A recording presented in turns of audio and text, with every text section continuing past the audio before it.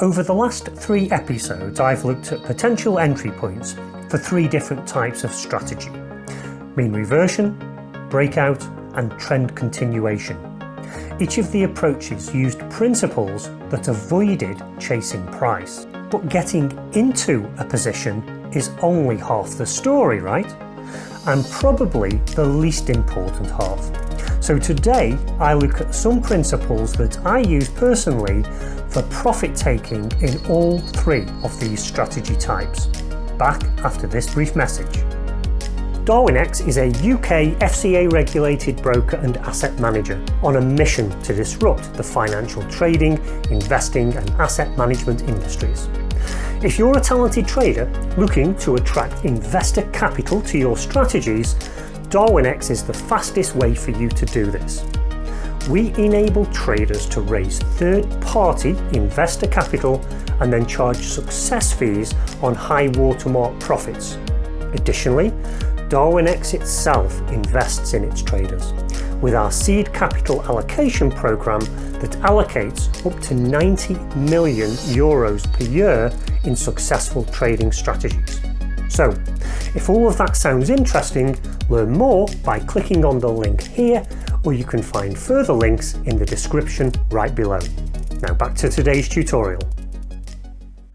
In terms of getting into trading positions, the trap of chasing price means that you jump into a trade in the direction that that price is already moving, and I explained why this was a bad idea. At the point a price chaser is getting in, the smart money is usually getting out. So in terms of closing a position, one way of looking for potentially good exit points is to consider what the smart traders will be doing and what the novices will be doing at different points in the price action. If you can close your position at the same point that you expect novice traders to be entering their positions, it means you'll be trading like the smart traders, not the novices. Let's look at the detail of this. So because we need to think in the opposite way to that of a price chaser, let's just remind ourselves about the decisions that they would be taking. A price chaser would see a large, rapid increase in price and they try to jump in on this price action immediately. So they might buy a long trade here. But the very fact that these novice traders were attracted to this price action in the first place almost certainly means it's gone too far, because price chasers are looking for the wrong thing. And that's why if you do buy here, you're probably going to find your position going underwater as if someone had pushed a button as soon as you'd opened your trade and the price action went against you. I also considered how over-leveraging could then force a trader out of their position, so as they started to lose money on the trade here, at some point they'd be forced to close it, maybe here, only to see the price action reverse into what would have been a profitable position. But it was that over-leveraging that forced their hand to close that position. So we now have to think in exactly the opposite way to this trader. And in terms of trade entry, I showed you how I do this personally for 3 different types of strategy: mean reversion, breakout and trend continuation. So with mean reversion, you would actually enter a short trade here in this example while the price was moving upwards. So you're opening your position in the opposite direction to the immediate price action. I also showed you a technique I use for breakout trading, where instead of trading the breakout itself, you wait, and you wait for a retracement back to the previous line of resistance, which now acts as support. And again, look, you're entering the trade in the opposite direction to the immediate price movement. And then finally, with trend continuation, the story is the same. You enter on retracements, which means you're entering again in the opposite direction to the immediate price move. So although we have 3 completely different strategies here, they all do the opposite of chasing price.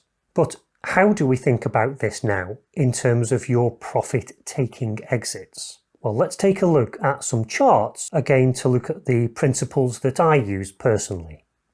So this is the same price action that we've used previously in our examples of looking at trading ranges and mean reversion strategies, breakouts and trends. So let's go through each of these now in turn and think about the exit strategies for each. Let's start with the trading range. So when you have this kind of sideways price action, you want to forget your trend following strategies and you want to focus on mean reversion. Now the clue is in the name, mean reversion. This is the reversion of the price from an overbought or oversold condition back to the mean or the average of prices in recent history. Now, when you're in a trading range like this, the mean is going to be somewhere down the middle of the range, as you can see here. And so what this means is that if you are in an overbought condition, like we can see here, that price then mean reverts back to the mean, as you can see. It then goes overbought again and comes back to the mean. It then goes overbought again, and this time, after it's come back here, it then carries on all the way to the other side of the channel. Then it mean reverts from that back to the mean and continues this time also, and so on throughout the duration of this channel. And so here you have two options. You can either exit your trades when that mean level is reached, and some traders would consider that by this point it's now 50-50 as to whether it will go back up or continue down. My personal view on this and the research that I've undertaken has shown that actually the probabilities are still in favour of a continuation. So for example, if the price has come from this overbought condition down to the mean, the probabilities are slightly in favour of it continuing further than it is rebounding back up. But of course, you will need to do your own research and analysis in order to determine what's going to work for you, because different assets as well may well have different characteristics here. So when I trade this kind of strategy myself, I tend to trade it pretty much to the sort of 80 or 90% level towards the opposite side. And then here you could switch and buy based on this oversold condition, and then exit somewhere close to this line of resistance here.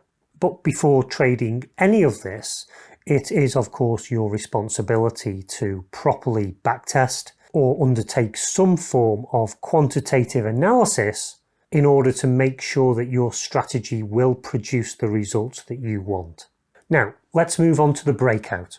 And again, having looked at thousands of examples of breakouts just like this one, the conclusions I've come to personally is that the first wave of the trend that follows the breakout pullback here usually travels at least the same distance as the size of the range that it's broken out from. So the size of the range we can see here, and then if we simply look at that to this level, that would indicate this level here. And so this is a potential exit point for you if you're a relatively short-term trader.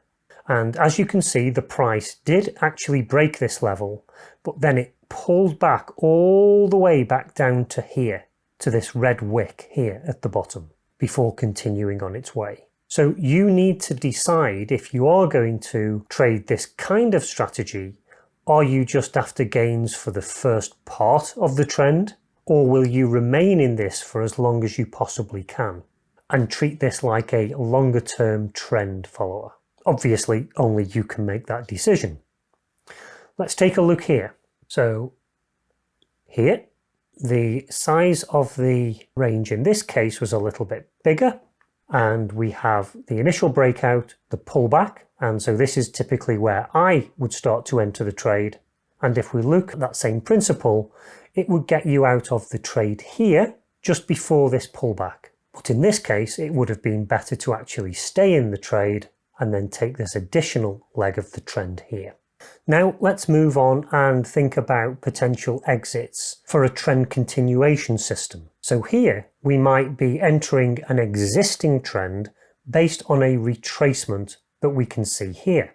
And thinking about the ratio of price moves between the impulse waves and the pullbacks or the retracements, price action tends to repeat itself fairly regularly. And so here, if we look at what the initial size of that impulse wave was, one simple rule that you might want to consider is that when you then enter the trade based on the pullback here, this same distance could indicate a potential profit exit for you. Now again, before trading this kind of strategy, one of the things that you're going to want to do is to look at many examples of this if you're a discretionary trader, or if you're able to build an algorithm to systematically analyze this kind of data to find out if this is the optimal way to exit your trades. But again, if we come back to the price action of the previous example, let's say that this is the start of this impulse wave, which goes up to here before we see a pullback. If we use that same distance, in this particular case, from the entry point here, you'll notice that we would have actually missed that. So it didn't quite move as far on the second leg of the trend as it did on the first. Now, if you'd stayed in that position, it would have eventually reached a level which would have closed based on that rule. But again, with backtesting, looking at different sizes of impulse wave, you maybe will adjust that to find a more optimal level for the particular assets and asset classes that you intend to trade. When price action moves in your favour, that's great, and your profit-taking exit will provide your trade close rules. But of course, this won't always happen. Sometimes price will move against your position. And this effectively makes your profit-taking exit obsolete. And at this point, our attention needs to turn to a damage limitation exit. And this all revolves around trade risk management and limiting any substantial loss. And one common way to do this is with the use of a stop loss.